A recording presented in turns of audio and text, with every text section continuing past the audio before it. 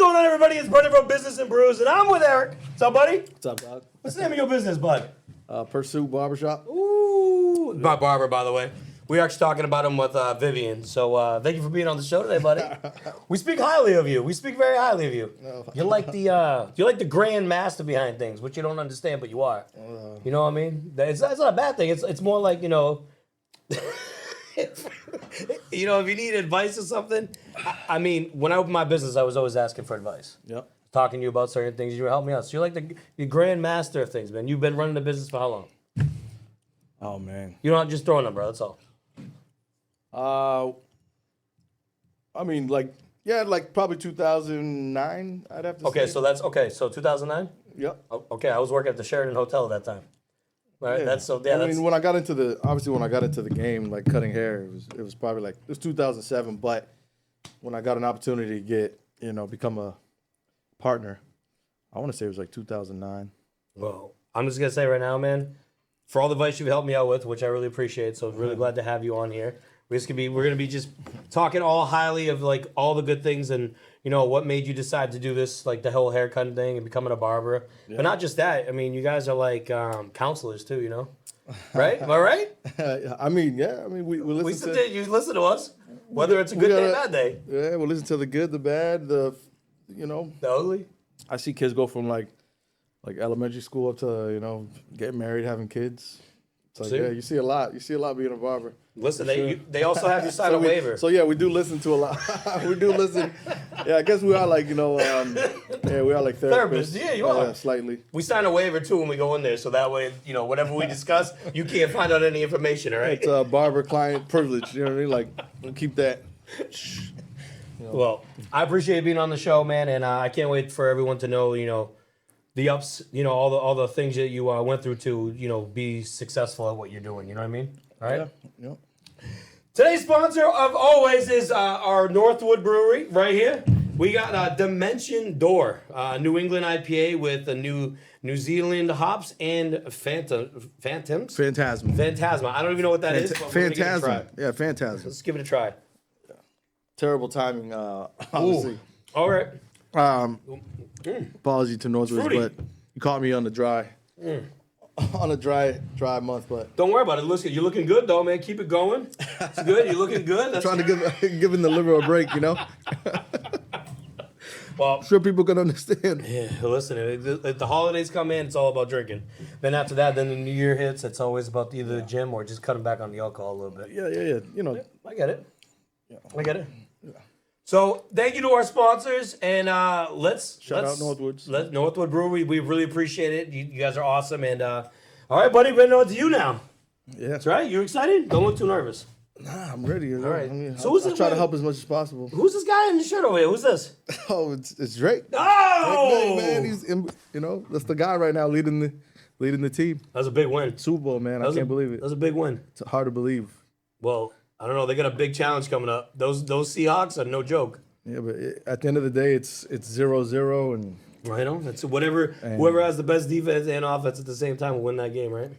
And all three phases, all three phases. Or maybe if they're gonna special teams, don't forget about them too. Well, let's just hope it's not like the one with Marshawn Lynch was playing when they were supposed to run the ball in, and then all of a sudden they threw it, and then it was an interception, and then Brady won. So it's all right. Let's just hope that doesn't happen again. I mean, listen. I think I said this earlier. It doesn't matter how you win, man. It doesn't matter how you win. It's as long as you win. That's it. And that's it. We just need to win one more game, and that's it. And then that's the final dance. And that's it. Super Bowl champs. With Drake May. Drake May. Yeah, man.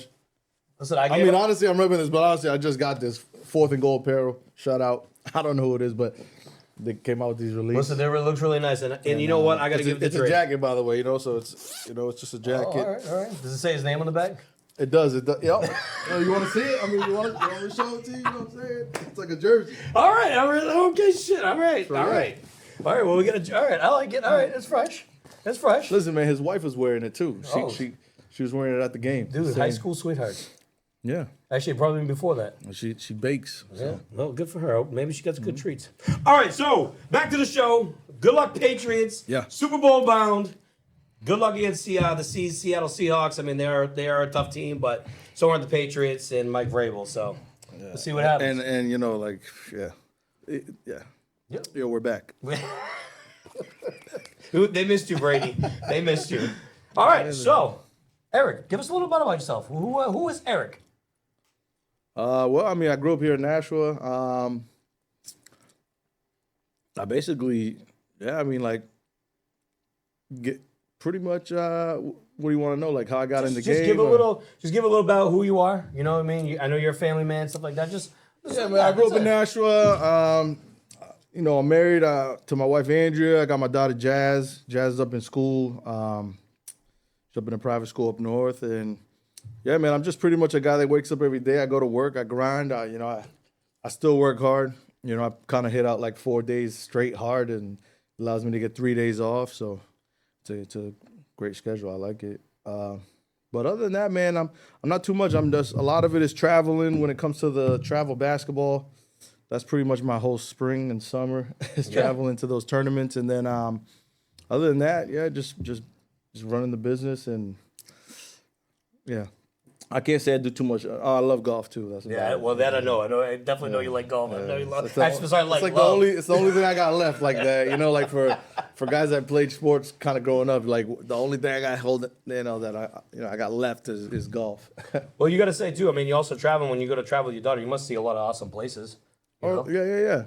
We've gone a lot of places. Like I would have never seen Michigan, like Michigan University. That was a really cool spot. We've been to Ohio. We go to what's that in Jersey, Atlantic City. Okay. Atlantic City's, it's however you want to enjoy it. You can do a lot of things there. Yeah. But it's kind of fun to go there. Kentucky. I've been to Chicago first time because of her. So yeah, her like basketball really has brought me to a lot of the places, up and down the East Coast to the Midwest. Yeah. Seeing it must have been fun. And now you get to spend time with your daughter too. And and I love watching it, man. I mean, I hear she's a baller too, huh? Yeah, she's pretty good. I could be like, I mean, no, she is. She's talented. She's skillful. She's still young. She's still learning a lot about the game.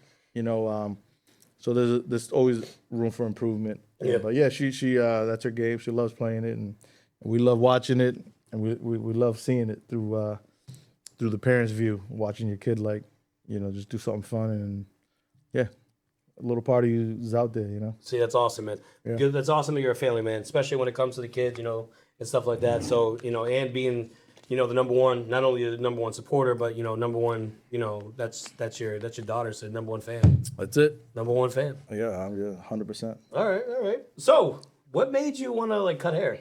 Like, you just wake up one day, you were like 13 years old or something, like, I want to cut hair? Like, what made you decide you, even wanted to get interested in cutting hair? I know it's probably a hard question. Honestly, I've always been artistic. Like, I've always just been gravitated towards art. So, like, working with my hands has always kind of been, easy to me. I think, but I think it was, my mom used to cut our hair. You know what I'm saying? Like, me and my brother, and he had, really curly hair, even though I have curly hair, but not, she used to just always say, Eric, you got good hair, so you can't shave your head. And my brother, could always buzz his head because he had the nappier, hair. And I think it was just one of those things. I just told him, what did you want? I just said I always wanted to shave my head if I could. And then one day it was my birthday. I think it was 13. You're a teenager now. You can kind of, and she just gave me the opportunity to whatever you want to do. And I was like, I want to shave my head. And she's like, all right. So I shaved my head at my birthday party. And I remember just shaving every kid there, the same thing. And it was just kind of one of those things, I did it. And then I was like, oh, I wonder, you just keep doing it. They ask you, Eric, can you shave my head again? Yeah, sure. And then just kind of evolved as the industry kind of evolved. You started seeing obviously all the cultures, hip hop, especially music on TV, athletes, you see their hair and you're like, oh man, I want that same haircut. You see the NBA players, you're like, oh man, I want the lines in my hair. You know what I mean? So it just kind of that became kind of how the interest kept going, was oh. But honestly, I just did it for fun a lot of times. When I got to high school, I started to, obviously, people started asking me more, and, working and doing that, I felt like maybe I should start charging. So, Okay. So in high school, I started cutting hair, more consistently, I would say. So it's funny because I used to just go and get my hair cut randomly at like Supercuts, or I'd end up going to like, do it myself or whatever it was.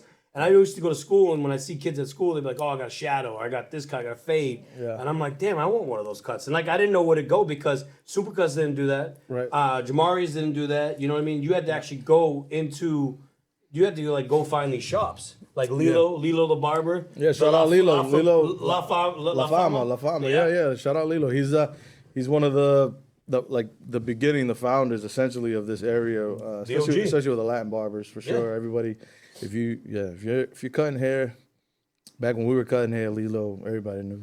So when I got my first one, I was in 10th grade is when I finally got my first like real haircut, and actually I had Victor.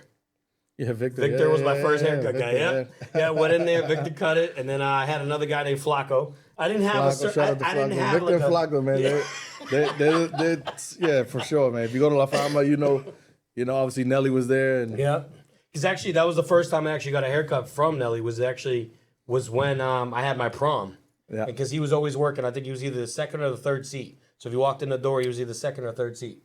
So I think he was like right when you walked into the right. Yeah. Yeah. So that's when I got my first haircut, and I was like, wow, I'm like, this is awesome. Yeah. Then I got Lilo to cut my hair. No offense, Lilo, you did bang me up a little bit, dude. Sideburn was a little off, but it's all right. And listen, I still went back because you know what? It was so cool being in there because when you walked in, you had that Latin feeling. You had the reggaeton going on. You had the salsa going on. It was like a new environment when you walked in there, and it was awesome. I mean, barbershops are always just like the place to be. If Saturday came and like obviously the walk-in days when you would have to walk in and get your haircut. Mm-hmm. Now everything's an appointment, but yeah, it was just the place to be, right? But you better not have nothing going on because like you might be there for like 4 hours, 5 hours, but like the barbershop's always been like the place to kind of know like. Be tapped into the community, like the shop. We pretty much knew we had a beat on like the city. Any barbershop that has like that kind of community, you're gonna know what's going on inside within your community, man. Well, listen, and it's actually funny because the first time I actually met you is when it was you and Nelson, I believe. I think this is when you guys were in business together, but I think it was where Bob's Pizza is. Yeah, that was the beginning right there. That's where it all began. So I remember I went in there because that's when I started getting my haircut from Nelson. Yep. And then I actually saw you there, and it was you two there. Yeah, New Era. Yeah. That was called New Era Barbershop. That's the throwback right there. That's where it all started. Yeah, man. Shout out Nelson. Nelson was the one that actually, yeah, man. He's the one that really got me to like, take it like a business, right? Yeah. Like yo, don't I'll never forget. I mean, shout out Nelly really did get me in, but I'll never forget it. Before I really decided to like go cut hair, and give it a shot, right? Like I was like working at this furniture company, and like I liked it because we were traveling and stuff like that and doing shows, and it let me see again like what kind of to go for sugar. My daughter does the same thing for me, but like this company, I was like, I was traveling to major cities and it was fun.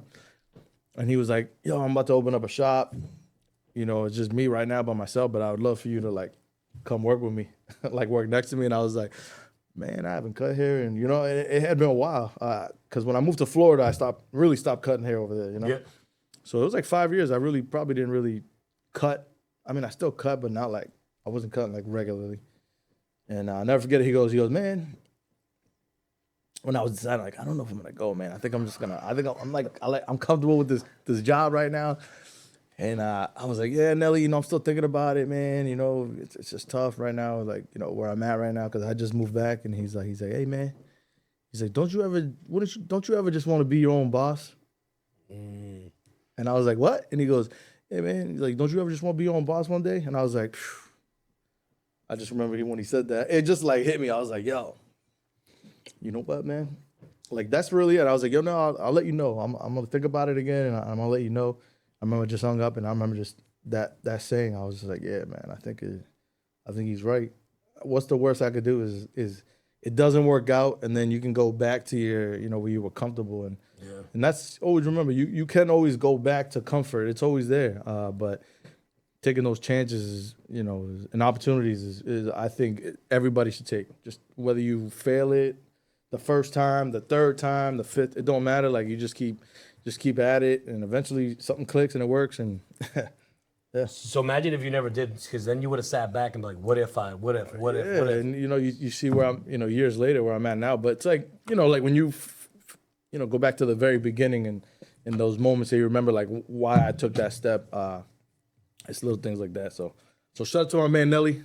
Nelly Cuts one of the best. Yo, I'm telling you, he literally He's still doing it too. He's actually OG. It's him and his brother. OG, yeah. Yep, him and his brother are doing it together, so that's awesome. And he, as much as he was running his own, he now just he passed it on. He passed the baton on. A lot of people have gone. We've worked with.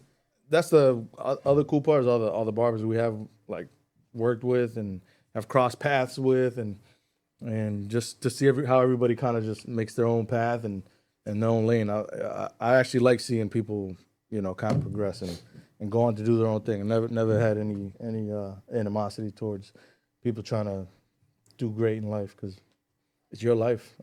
You only got one. You only got one. So if you dream about doing it, just go ahead and do it. Listen, it's hard. I mean, don't get me wrong. It is very scary trying to start. Just to try to even. Just to leave something, because if you're comfortable, I guess that's life. But at the end of the day, sometimes it's you will succeed if you get out of your comfort zone.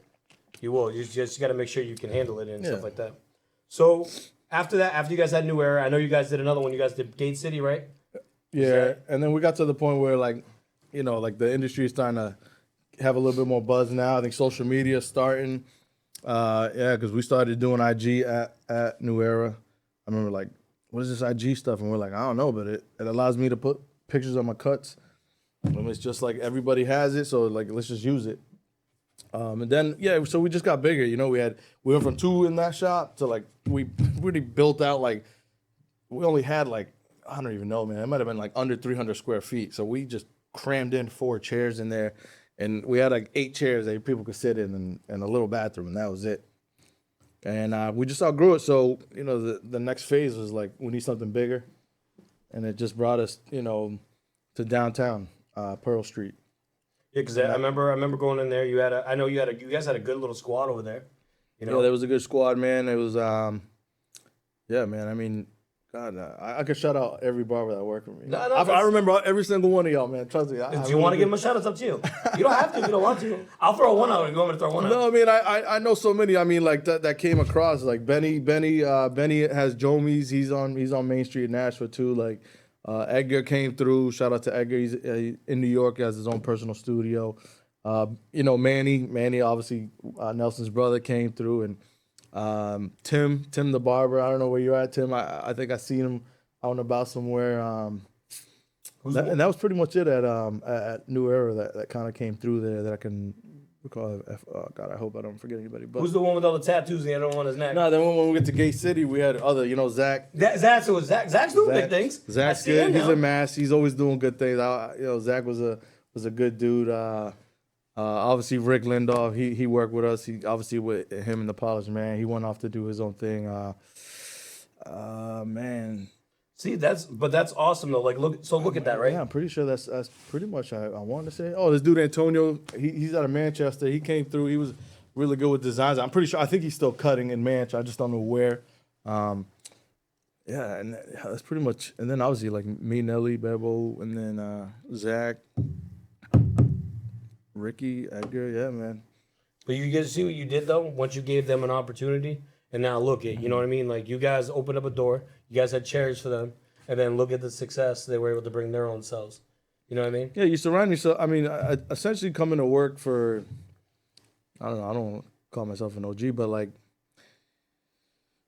when you surround yourself around people that actually like take it as a career and really like this is how I provide for my family. Yeah. This does everything for me, and you kind of accept it as that's your, and you can really have a great career out of it. You just have to like put the work in and believe in it, and just kind of like keep working, right? Like you got to learn something. You got to really absorb and want to keep teaching yourself something different that you're not comfortable with, because the more diverse you get in the game, the more it can benefit you, obviously, right?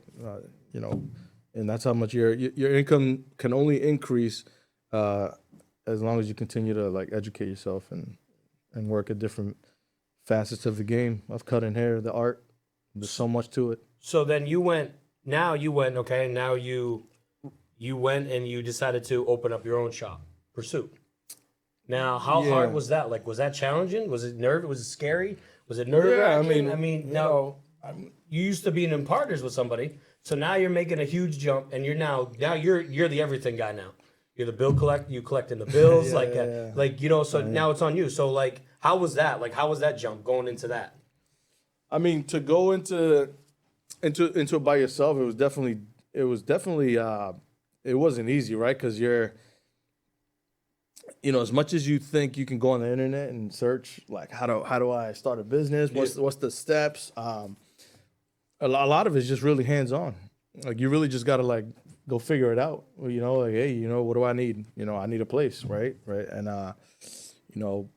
how you gonna pay for it, right? How you gonna finance it? How you gonna, what's your vision look like? There's so much that goes into starting a business that, once you've completed and it's actually operating, and you can sit back, you're like, wow, you know what I mean? Obviously, even before you started this, it was just, we had conversations about like, yo, man, just like, no one, there's no like, yes, there's books, you can read a book, but until you really just go out and figure it out yourself, and ask people that have done it, people that have small business, like you pick their brain, like I have no problem telling people how I did it. I've never, selfishly, there's no room for that. Honestly, I think if somebody's interested in pursuing something or doing something, and I've done it or I've gone through that experience, ask me. I'll tell you exactly what I did, because that's basically it. It's like, well, so actually, I'm going to feed off this, okay? Yeah. So I was going to Pursuit because one of my friends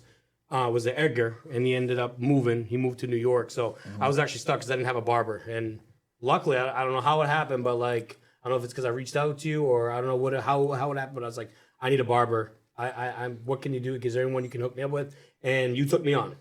Yeah, I mean, Edgar was working with me. Edgar came to work at Pursuit for a little bit until, obviously he had to get some personal stuff to handle, and he ended up having to move back to New York, and like I said, it worked out for him. See what I'm saying? Like, going back home, resetting, sometimes like you need that. But yeah, you were still in the building, and I knew you needed a haircut. You reached out, and I said, yeah, man, I got you. So it was for something. You needed it for something. So listen, I don't know what it was. Actually, so listen, I'm gonna tell you how it actually. So this is how it kind of started, right? And it was awesome.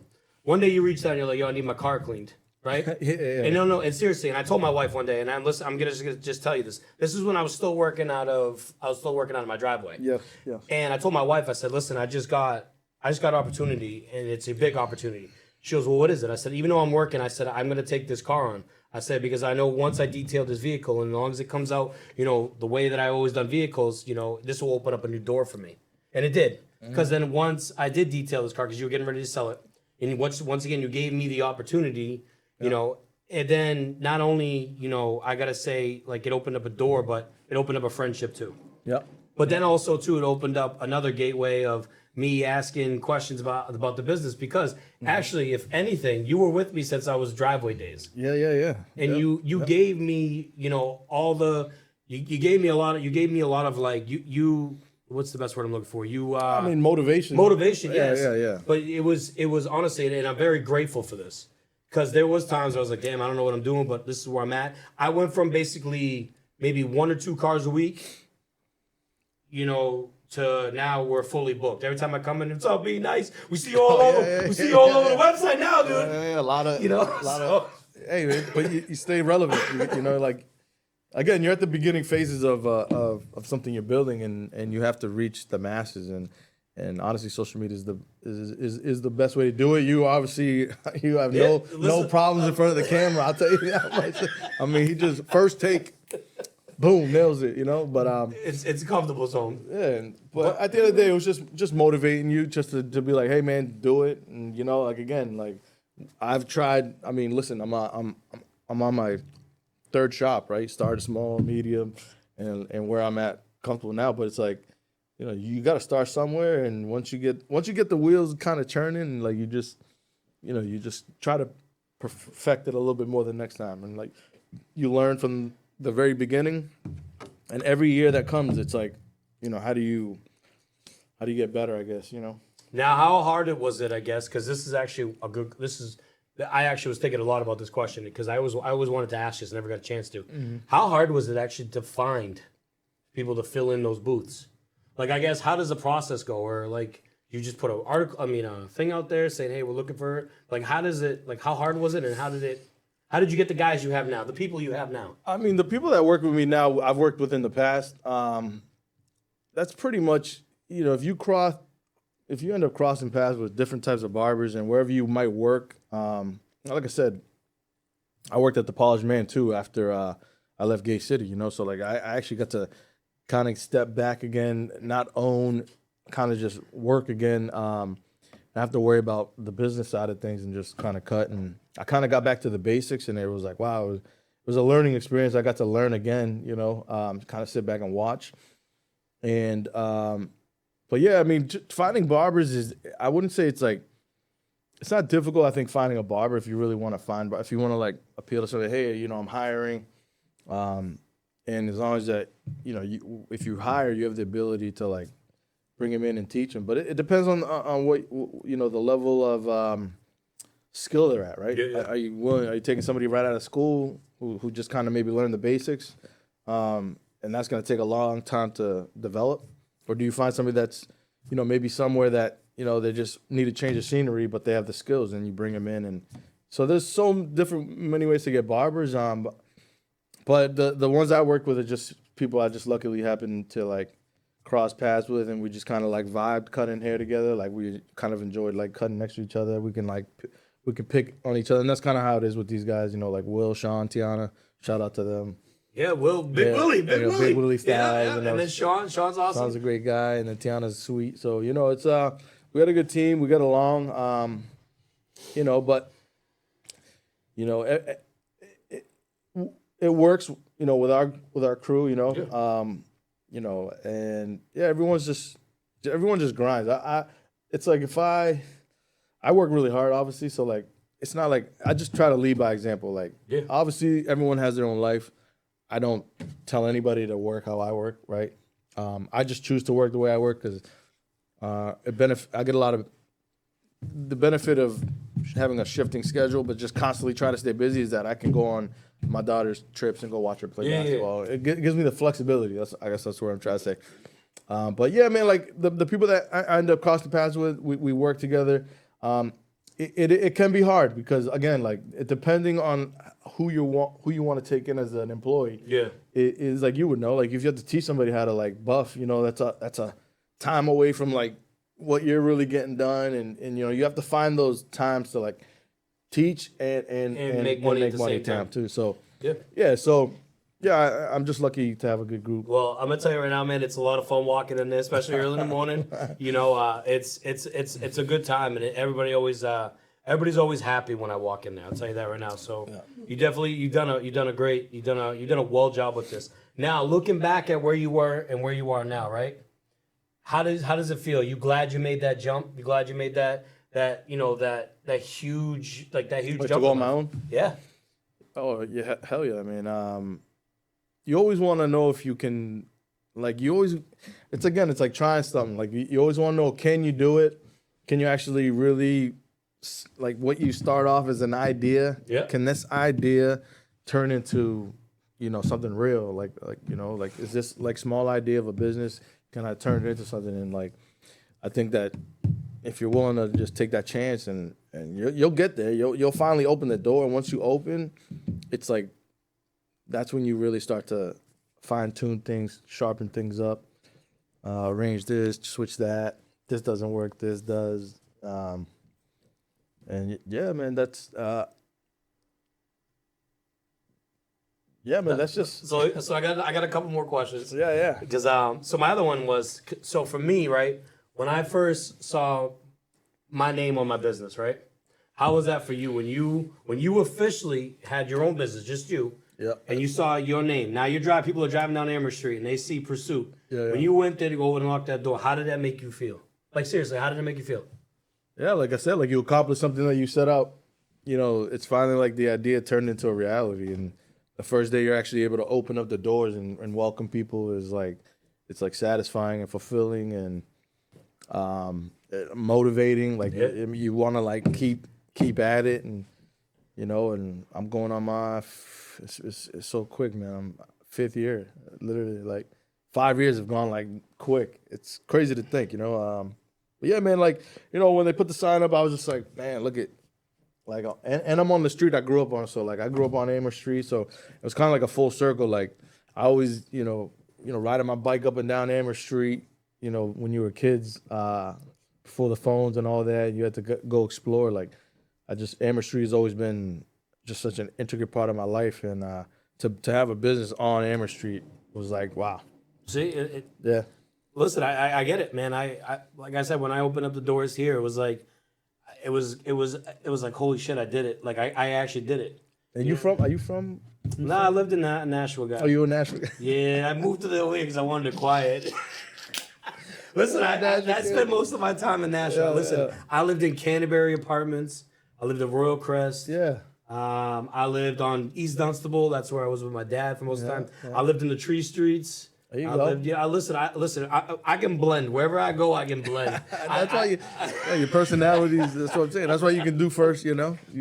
You're doing the right thing. So no, but the whole thing was just to get back to the community. Now, what is now that you've gotten yourself settled, right, and you're 5 years in, what is your goal now? What do you see yourself in the future? Like, what do you see? You plan on to pass the baton on? Do you just go until you can no more? Like, what's your future plan? Honestly, I know it's a tough one. I always have like the ideas churning in my head. I think that's just like natural to have those ideas in your head, and you kind of tinker with it, and I'm heading into my I don't want to tell you my.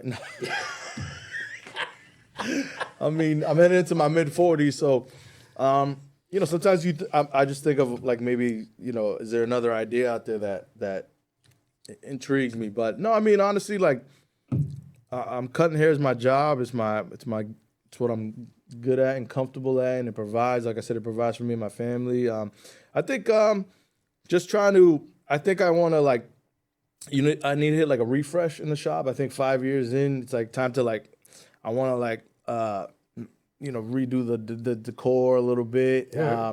See if we, with the barbers, we can kind of go do, go somewhere and like get back into like learning again. And trying to do things together, have events. Like it'd be cool to do an event, like a cross event. So like try to make 2026 a little bit different than obviously in the past, where you kind of can get settled and get comfortable. And sometimes you just need like a spark. So I think 2026 is just really just trying to see if we can just kind of like boost it up a little bit, get everybody excited again. And like I said, just prepare for a better year, but just like a fun year. Like try to make this year fun for everyone that works at the shop, and just have like bounce ideas, see if they got ideas. You know what I'm saying? Like I'm always willing to do like whatever. I'm like I'll go anywhere. You know what I mean? All right. You know what I mean? Like anywhere. Like don't just think like obviously I like I'm Latin, so I love my Spanish music and I love my hip hop and my R&B, but. Like I'm going to my first country concert. Oh, see, like I'm coming out of my show. Jesus, dude, who are we gonna see? I'm going to see Zach Bryan, Gillette at Gillette. Okay. Hopefully it's on another Super Bowl. Okay. But yeah, so like my daughter likes, she kind of got me into Zach Bryan, and I listen to. So like my, I don't know, like your palate is you have different palate. Well, I don't know, for your ears, I'm kind of expanding my ears a little bit with the music. Who's your favorite reggaeton artist? I'm gonna give you mine, but who's yours? Right now? No. I listen. I'm talking about who is just all together. Oh man. Because listen, if you say Bad Bunny, everybody's always talking about Bad Bunny, but like I want to know like who. So when you were growing up, you had reggaeton artists out there. Who is like if you can look back and you can still listen to that album now? Who is it? You're putting me on the spot, but you can give me two. How's that? Give me two. Because I know it's. I liked a lot, man. There was, I like Tego Calderon was dope. Again, because he's like kind of like that flow, the hip hop side. But like, I like Wisin and Yandel. I liked Sound and Lennox. Oh man, Zion and Lennox is fine. That was my brother's actually. He loved them. God, man, this. Did we get the King of Kings? Donald Martin. Donald Martin, of course. I mean, man. he brought out. Man, yeah, this. Listen, man, reggaeton is just like it's evolved, obviously, like every song. But I'll tell you right now, though, What you got? like, you know, and the Bad Bunny situation. Listen, you know, I honestly, listen, it might not be everybody's cup of tea, right? But at the end of the day, if you just sit back and just watch the entertainment side of it, right? Like just imagine just being entertained, right? Like you're going to a show, you don't know what it's gonna be, the curtains open up, and that's what you get to see is like just an entertaining experience from another culture, a Puerto Rican culture that's obviously American as well, and you're just gonna be entertained. That's what I'm looking forward to. I'm just looking forward to like, you know, like even if you don't know what they're saying, like it just gonna make your hips move, and you're like if you're not dancing, I don't know. I just, Listen, so I had my old Toyota, little Toyota. so shout out to the Bad Bunny, man. I hope he kills it. You know what I mean? Listen, he's funny. I won't listen. You know? He is funny, and I will say that he is a funny character. He was funny in Happy Gilmore too. Oh, man. he cracked me up in that. I think he surprised a lot of people of like his Listen, versatility. You know When what I it mean? comes to like, and especially to this, I actually want to get this because I know a lot of people are like all upset about this. Just because he's performing at halftime, do you know how many horrible halftime shows we've had and nobody bitched and complained about that? Listen, let the man go up there, let the man perform. Because listen, back when I was younger and I had my little Honda DX. Whipping around in that thing, I was always listening to Looney Tunes because it gave me the variety of everyone. And ready for this? I went to my first Don Omar concert. It was at Monster Jam, and I'm gonna tell you right now, it was probably one of the best shows I've ever seen. Yeah. And growing up, I always liked the old reggaeton. I became a huge like Yagamaki, you know. So Ivy Queen. You know, she was another Ivy one. Queen, Daddy Yankee, the old school. Daddy Yankee, you know, he was so back then I used to love it, and I guess it's kind of hard because Arcangel, you know, Archangel, whatever, you know. Yeah, Archangel, but Archangel, I got to give it to him. He's Came in. as much as he's been around, he's still putting out more, but he's also doing a lot of features again on people's albums because he's been around forever, and he's still pushing music. So Archangel, and then Plan B, I think he was another one. Wasn't that the first one? Plan B. Yep. That was like the first album like I think I've ever listened. But I can't wait to see what Bad Bunny's gonna do at halftime. I'm excited to see it. It's just hard for me to adjust to the new reggaeton. It's hard because I want it to be almost like, but it's just like cutting hair and detailing cars. Everything evolves, so I have to adapt. It's kind of to like it. how our parents viewed our music choices. You know, they're like, what the hell are you listening to? And then now they're doing the same thing. We're kind of listening to this new music. We're like, but we had good era music though. Yeah, we did. It was creative. The 90s, the early, I'd say late 80s, early into the mid 90s, into the early 2000s. Like, I think the creativity was at its highest. And, Listen, we had so. I mean, look at now, everything just gets brought back. Like shows, there's like no new shows. They're just bringing back the famous shows from the 90s. So think about the 90s, right? Mm-hmm. We had DMX. Yep. We had Nas. Yep. We had Jay-Z. We had Wu-Tang. Yeah. We had DJ Premier. We had Guru. Mm-hmm. So Gangstar, actually, the group Gangstar. So think about look how hard of an era that was. Yeah. Like you gotta understand, like everybody who came out, they came out to win. Yeah. And they're still relevant now. You can kind of they're all kind of coming out. Rest in peace, X, one of my favorite artists, by the way. I got to meet him. It was probably one of the coolest at things. the B-dubs? At the Buffalo. I got to rap to him, dude. I got to do party up to him. It was the coolest thing. Wait, was it on video? No. The security. But I did get my picture with him. He looked angry as hell. But I will tell you, it was probably one of the best. You were probably probably like the 30th guy to rap to him that No, but it was cool because he actually but the thing is he rapped with me. Oh, he did? Because I was like, off the chain, pussy leaves off of the brain. Well, first of all, you ain't rap long enough to fuck with me, man. Yeah. So we were going back and forth together. And then all of a sudden you see the security, he's like, yo, calm it down. And then all of a sudden, I want a picture with him. It was just one of the coolest things because when I grew up and I was in I'm not making this about myself because mine's at the very end. Yeah. But like when I was in a group home, like that's all I listened to was him. So like that was like one of my favorite artists of all time. And to actually sit down and actually meet him. No, DMX, when DMX came out, he came out hot. Like the streets, like he was just so different and raw and hungry and emotional and like had emotions. And then like, I mean, who dropped 2 albums in 1 year. Yeah. And both went platinum. Yeah. Like, I mean, And then he came with the rough, but then he did rough. I mean, he just did so much. There's so much. Yeah, he had his run. He had a good run. Yeah. Now, all right, big question for you. What's your favorite food? Oh man, my favorite food. I always ask somebody this. What's your favorite food? You're gonna go out. What you gonna eat? Well, I mean, like now, what do I eat now? I mean, like now, I mean, I like steak and, just keep it simple. Steak could be like a good mash or like asparagus or something light. So you go with the comfort food, all right? Yeah, but like my favorite, like man, I love like like my Spanish food. All right. The breakfast. They call it a tripleta. Give us a little thing about it. What's that? It's just like egg, fried cheese. You got the plantains. Whether you get it mashed, you can get it like mofongo style or cebolla. Or like onions. Sauteed. Pickled onions and yeah, man, it's fire. By the way, my tostones that I make, I'm telling you. My mom used to always make like, it's pretty much my food consists of like rice and beans, 24. Like it was always rice and beans, and then you got your chicken, your beef, So I had a friend, one of my good friends, Starlin and Reggie Espejo.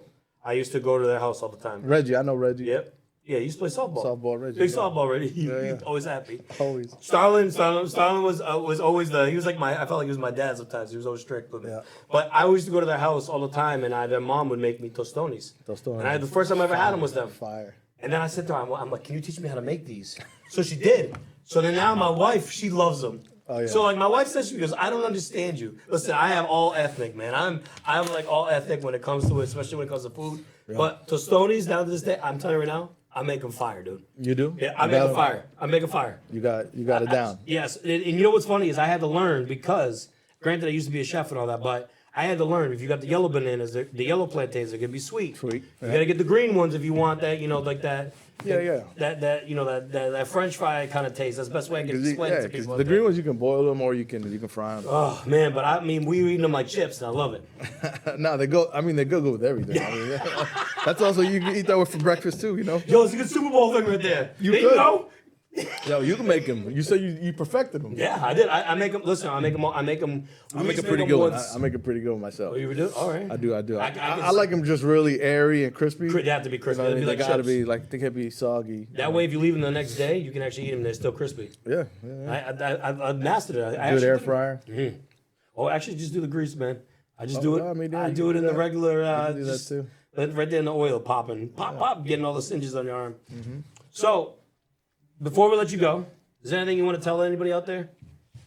Like let anybody know, so let's say if somebody's coming up that wants to be a barber, what can you say to them? I mean, the barber industry is, like I said, you can, there's a couple ways, right? You can either go be an apprentice, and that's through a shop. Anybody that has a license in the game can take you under their wing essentially as an apprentice, and you can kind of learn under them. You're working in the shop environment. You're kind of like getting the ins and outs of the industry firsthand. And then you can go to school, which I recommend probably go to school because it's just hard especially if the barber's like full time. I'm not saying that I don't have time to like teach somebody how to cut because you can make time. I'm not gonna be like that guy, but when I work full time like I do, and I'm like so erratic with my schedule where I'm switching to be able to get out so I can go to this game or so my schedule's so erratic. It's really hard for me to like bring somebody in and teach them firsthand how to cut. So I always recommend just go to school, any of these barbering schools that are around here in New England, and like just get the basics, and then once you come out with your license, and then you can kind of start your career there, and you can keep learning and find what you really like to, whether you like, shorter hairstyles, mid haircuts, long hairstyles, like color, there's like I said, there's so many avenues that you can go in the game of hair, that it's just available. So yeah, man, I would just always recommend go to school, get the basics, and that's just the easiest way to get them. Okay. And then you can start your career, like I said. And yeah. Now, one more question is, if they want to get a hold of any of your barbers, do you guys do walk-ins or anything like that? No, so I'd like to say we're like 90-something%, like appointment based. Okay. So honestly, like you can go to pursuitbarbershop.com. You can kind of go there, book an appointment. You can see all our availability a couple months ahead. The times we have. You can call the shop. Yeah, I mean, there's the best way is honestly try to book an appointment. And I know like you might look now and be like, oh man, I can't get in for like a few weeks or like a couple weeks. But I always say just book the next available. And if you have to get a haircut somewhere, you go get the haircut. But eventually, like that haircut's gonna come up. And then once you get in, it's easier to rebook. Mm-hmm. Like once you're in and you've gotten a haircut, now you're there. You rebook before you leave, whether that's 2, 3, 4, 6 weeks ahead. A special event coming. You got like a wedding or so you can kind of like coordinate these haircuts and it can get you in the door. Once you're in the door, it's easier to stay in the and like I always say, come try us all. Like you don't have to just sit with me. Shit, you can sit with me. You might not like my cut. Might be Will. You might want Will. You sit with Will, Sean, Tiana. Like you might just get along with him. The rapport might be better. Like I don't know, but I always say just and stay in house. I don't care if one of my barbers like if you need a cut, I'm like go to one of them. I'd rather you just get something in house than to go out. And hey, listen, shout out to all the barbers too. I don't hate. I love the barbers, man. Anybody that got a barbershop out here in Nashville, go eat. There's plenty of people out there. There's plenty of people to get in your chair and build a rapport with them. There's plenty to eat. Nobody should be no hate. All love.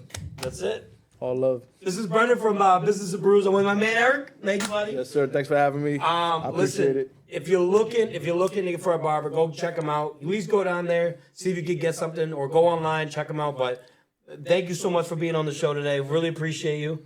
You want to say go Patriots? I know you want to. Go ahead. Well, first of all, I want to say anybody that knows me, literally, I'm lazy. I'm not going to clean my own car. I'm not going to lie to you. So, that's why, guys like Be Nice come in your life and they make it easy for yourself. But anybody that needs their car done, right when spring comes in, you want to get all that salt and grime, all that nastiness out of the car. Bring it to Be Nice. Bring some energy and some love his way. And yeah, man, he's a good guy too, obviously. So I surround myself around good people. I appreciate that. Thank you. Yeah, man. The energy's always up. This dude ain't got no low T. I'll tell you, the testosterone is up, way up. Listen, thank you so much, and I appreciate that. Brendan from Business and Brews. I'm with Eric, and let's go! Let's go, man. Woo!